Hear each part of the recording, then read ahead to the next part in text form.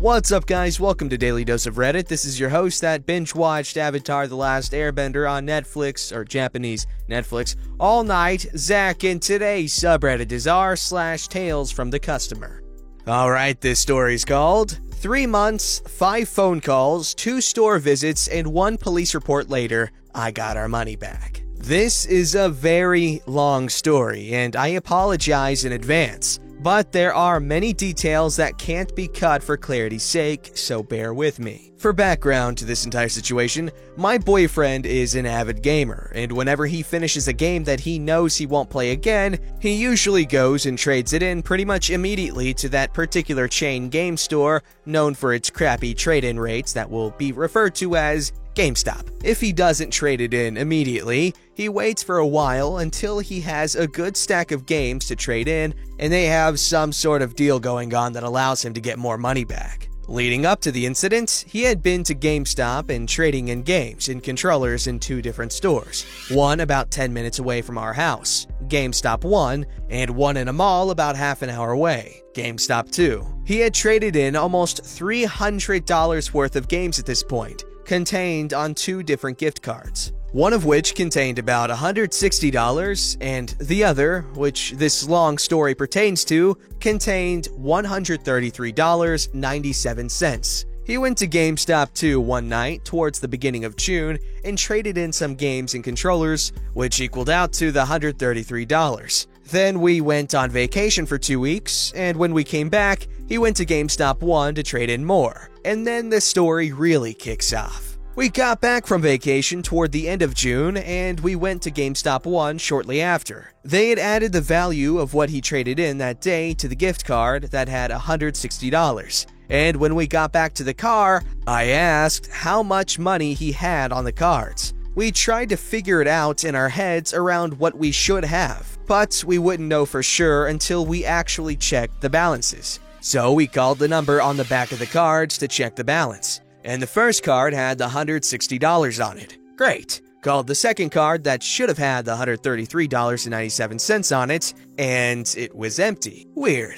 Called again just to double check that we had entered the number into the phone correctly. Still empty. We get home and he's starting to get nervous. There's no reason why that card should be empty. He didn't use any of the money on either card because we were saving up to buy a Nintendo Switch, and he was sure that he hadn't accidentally put an empty card into his wallet. That card should have money on it. So he called the GameStop customer service number to try and figure out what was going on. He's able to speak to someone about it, and they told him that the balance on the card has been transferred to a different card and spent. Nothing can be done. Boyfriend tells the rep that he didn't approve any sort of transfer, and the rep tells him that since the money was spent, there was nothing that they could do. He tells boyfriend to file a police report and ends the conversation. So boyfriend calls the customer service number again to clarify what he should do and speaks to a different rep. The second rep tells him to file a police report and give us an email address for the police to email about the situation, and then tells boyfriend to, and I quote, "Just go trade in some more games to get the card's value back up." He ended up emailing the address that he was given to try and get more information on what to do next. Regardless, we headed out to the police department on the town where GameStop 1 is, because at this point, we had no idea what store this could have happened in. We speak to an officer and give our account of what had gone down, and he calls and speaks to a rep on the phone who gives him a different email address than the one the rep had given us earlier. The officer sends out an email and tells us that the police report will be ready in a week or so and that we will be able to pick it up when it is. By the way, even after everything that happened, that email address never got back to the officer about the situation. The next day, while I'm at work, I call the GameStop corporate number to try and talk to someone about getting the money back. I speak to a rep for a while and recount the whole situation again. She asks for the store we think it took place in, and I gave her the address of GameStop 1. She also advises that we file a police report, which I tell her we already did, and gives my number to the district manager, who says will call me back within 24 hours to discuss everything. The district manager actually called me back a few hours later and said that they were able to see that the transaction did not occur at GameStop 1 like we thought it had, so he wasn't able to do anything about it. About a week passes with no updates from the police when boyfriend gets an email back from the contact that he was given when he called the customer service line almost a month ago. They explain that it looks like when he went to GameStop 2 to trade in some games, after he left, someone had reported the card as stolen, and an employee had then transferred the balance onto a different card, and it had been spent over the course of a month. They say that lost or stolen cards can't be replaced, especially now since the card would technically be empty. So basically, we're crap out of luck. We did not want to give up though, because we were out $133. During the next week, boyfriend gets a call from the police department that the report is ready. So he goes and picks it up and gives it to me because at this point, I pretty much take this whole situation into my hands. During this time, boyfriend also finds the receipt from the day he traded in his games, which confirms that it happened in GameStop 2. Within the next week, which takes us to the end of July, by the way, so we are already a month into this whole thing. I go to GameStop 2 and speak with the manager about everything that happened. I am equipped with a receipt and a police report, and I am prepared to talk to someone until I finally get some sort of answer. The assistant manager I talk to takes down all the information from the receipt and police report that he would need, and says that he would escalate it to their district manager, but it might take a while because their usual district manager was on maternity leave, so they have someone filling in for her. 2.5 months pass, and we are now midway into September, and nothing has happened. At this point, we are so over waiting for them to get back to us and just want the damn money back. So we go back to GameStop 2 and talk to a different manager. He says that they had tried to look into it, but there isn't anything that he can do at a store level, and advises that we call the corporate number again. And so I began my campaign of calling and badgering their corporate number until I get the answer that I want. I called the day after we spoke to the manager again and waited on hold for an hour until someone finally picked up. I go through the entire situation again, and he says that since it was for boyfriend's account, they would need to talk to him about it. I tell him, in not so nice terms, that I am the one they will be dealing with and that I have all of the information they would need. The card number, the account number, boyfriend's name and email address for the account, the receipt number, and the police report are all sitting in front of me. So no, they would not be speaking with boyfriend. The rep very quickly changed his tune and said that they would escalate it to the district manager again, and that I would hear back within a day. I make sure that he knows that if I don't hear back, I would be calling again. Lo and behold, I don't get a call. So I call the corporate number for the second day in a row. I wait on hold for an hour again, and they relay all the information to a different rep. I go through everything, the incident, what we did, the information I have, and that I had called yesterday and was waiting on a call from the district manager. The rep tells me that there is a note in our account about everything and that the district manager was getting their information in order and will be contacting us within a day, and that if I don't hear back, to call again tomorrow. Boyfriend got an email a few hours later from the district manager asking for some basic info and for a picture of the gift card in question to prove that we did in fact have it. He sent over everything the district manager asked for, and the district manager said he would get back to him. Boyfriend then tells me to cool it on the calling and maybe give him a solid day, since the district manager did finally contact us. The next day, we got our money back. The district manager told boyfriend that they ruled the situation in our favor since we hadn't been the ones to approve the balance transfer, which we had been saying from the beginning, but at least we did finally, eventually, get our money back. Holy crap, I would never put up with that. I would just be like, you know what? I don't need the money. I don't want to deal with this crap. Holy crap. And then, honestly, I'm the worst when it comes to stuff like this. I just want to get it over with. I don't care. Like, honestly, once money's gone, I just don't think about it. I'm just like, oh, well, it's gone now. What am I going to do? Oh, well, might as well make more now. However, we must admire and praise the tenacity of our fellow consumers, sticking up against those corporate overlords and their thieving, skeevy undersides. which are their thieving employees. Regular employees are fine, they're cool, but thieving employees, they're the underside. If you've ever had a scab on your butt, that's what the thieving employee is, okay? He's ugly and nasty, but he's helping the thing, or the body of the corporation, of GameStop. So he's ugly, but he's helping them, which is bad. I don't know what my point is. There's something there, I know.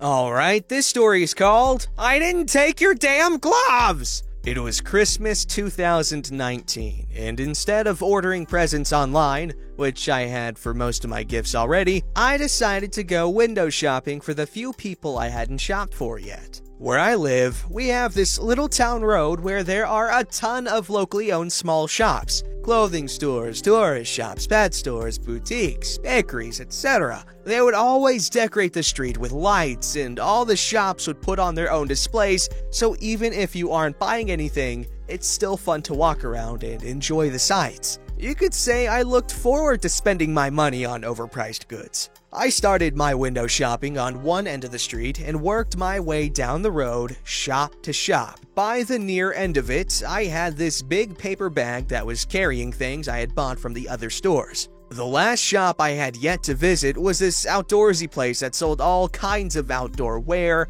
merch, and gear. Which was perfect, because the last person I needed to shop for was my father, who works on farms and operates machinery. This store I was saving for last, specifically because it was one of my favorites. It had this rustic, warm vibe to it, and their clothing gear was very well made. Not to mention expensive. I'd got myself a very versatile and flattering jacket a while back that I wear nearly every day, and later I had planned to get a pair of their cool hiking shoes since my old pair were getting worn. So I thought I would take a look around to see if I could find anything that might help with my father working out in the cold, and maybe a little something for myself if I could afford it. Now, usually they would only have 2 younger people on staff, but since it was the holidays, there were 4 employees, 2 of which I've never seen before. An older woman and a tall man wearing red. Usually the staff were very nice and accommodating and were just the right amount of helpful but distant. But not this time. As soon as I walked in, the man in red greeted me loudly. I gave an awkward smile and proceeded to leisurely look around, trying to mind my own business. For some reason, this guy was watching me shop, even when there were 5 other customers wandering around. I was thinking, great, he's one of those. I'd wandered my way to the glove section, trying to avoid Man in Red's stare, when he approached me as I was looking curiously at the heavy-duty gloves display. Is there something I can help you with? Yeah, I guess. My dad works outdoors with machinery on a farm, and I was thinking of getting him some good work gloves. Which one of these would you recommend? Man in Red proceeded to explain all the different types of gloves and what they're typically used for, and I had settled on one of them he had handed me. A really nice, heavy-duty thermo glove pair that was waterproof. I thanked him and proceeded to continue looking around with the gloves in hand, being sure to keep the gloves in my hands away from my giant paper bag I was also carrying. At this moment, Man in Red wasn't watching me like a hawk. Maybe I just had to throw him a bone to leave me alone. After a few minutes, I looked at the price tag for these gloves. A whopping $120. No way was I spending that much money on a pair of gloves for my dad that he might use. Heck, I can knit him something for free. So I put the overpriced gloves back in their spot and went back to the women's clothing section to see their deals on t-shirts. Man in Red was staring at me. Again, I just tried to ignore it and kept looking at shirts. This went on for about 5 to 10 minutes, with him staring at me and following me around as I shopped. The other 2 customers had already left by now, and I think I was the only one in there at this point. I was very uncomfortable now, and I just wanted to leave. I didn't find anything I wanted, and I was getting hungry. When I turned around to go towards the only exit, he was literally blocking it, standing right in front of the narrow door. Now, I am an ethnic young lady living in a very privileged white town on an island, so maybe he was singling me out because of that, and the fact that I was carrying a big paper bag. Reluctantly, I walked towards him and the exit and said a very polite, "Excuse me." Didn't you want to get your dad those gloves? Well, I decided not to, since I'm unsure if he would actually use them, and they were pricey.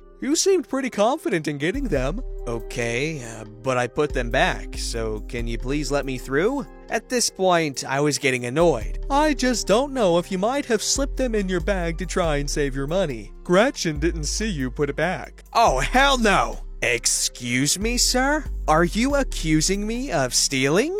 I opened my large bag to flash the contents. No gloves to be seen. As you can see, I didn't take your damn gloves! And I didn't appreciate you hovering over me this whole freaking time! You can go ahead and tell Gretchen that she just lost a customer. Happy freaking holidays, jerk. I pushed past him and stormed out of the shop. It's a damn shame. I really did like that store. I hate walking out of stores when I haven't bought anything, especially if I have a bag or something with me. I know it's stupid, or if it's not, I know I'm really smart to be scared.